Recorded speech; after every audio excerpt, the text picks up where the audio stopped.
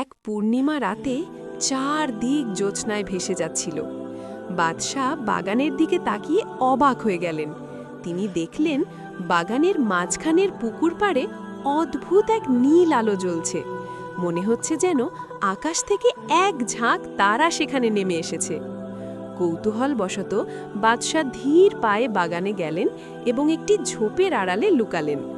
তিনি দেখলেন সেখানে একদল পরী নেমে এসেছে। তাদের ডানাগুলো হীরা মুক্তার মতো জ্বলজ্বল করছে। তারা পুকুরের টলটলে পানিতে আনন্দ করছে, হাসছে এবং খেলছে।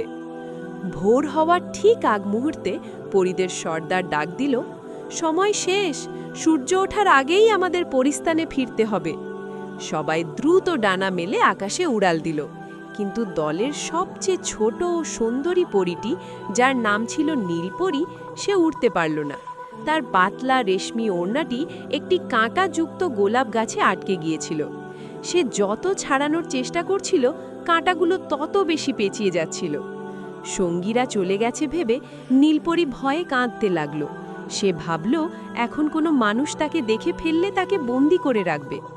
ঠিক তখন বাদশাহ আজহারের আড়াল থেকে বেরিয়ে এলেন। পরীটি ভয়ে জড়সড় হয়ে গেল।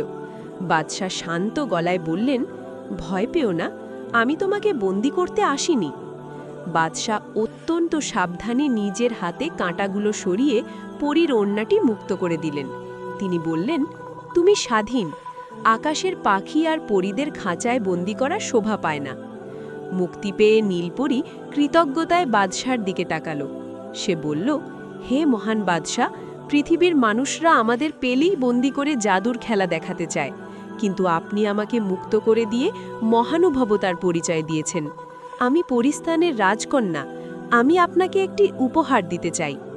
নীলপরী তার গলা থেকে একটি নীল রঙের জাদুর পাথর খুলে বাদশার হাতে দিল। সে বলল, এই পাথরটি আপনার কাছে রাখুন। যদি কখনো আপনার রাজ্যে ঘোর বিপদ আসে বা খরা দেখা দেয়, তাহলে এই পাথরটি পানিতে ডুবিয়ে আল্লাহর কাছে সাহায্য চাইবেন। আপনার রাজ্যের সব কষ্ট দূর হয়ে যাবে। এই বলে নীলপরী আকাশে মিলিয়ে গেল। বছর কয়েক পর ফিরোজপুর রাজ্যে ভয়াবহ খরা দেখা দিল।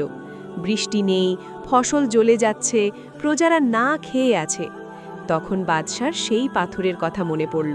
তিনি পাথরটি রাজপ্রাসাদের পুকুরের পানিতে ডুবিয়ে আল্লাহর কাছে বৃষ্টির জন্য প্রার্থনা করলেন। কিছুক্ষণের মধ্যেই আকাশে কালো মেঘ জমে মুষলধারে বৃষ্টি শুরু হলো। মৃতপ্রায় ফসল আবার প্রাণ ফিরে পেল।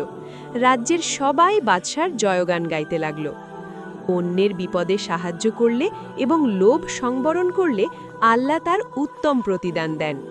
দয়া আর সততা মানুষকে এমন সম্পদ এনে দেয় যা জোর করে আদায় করা যায় না।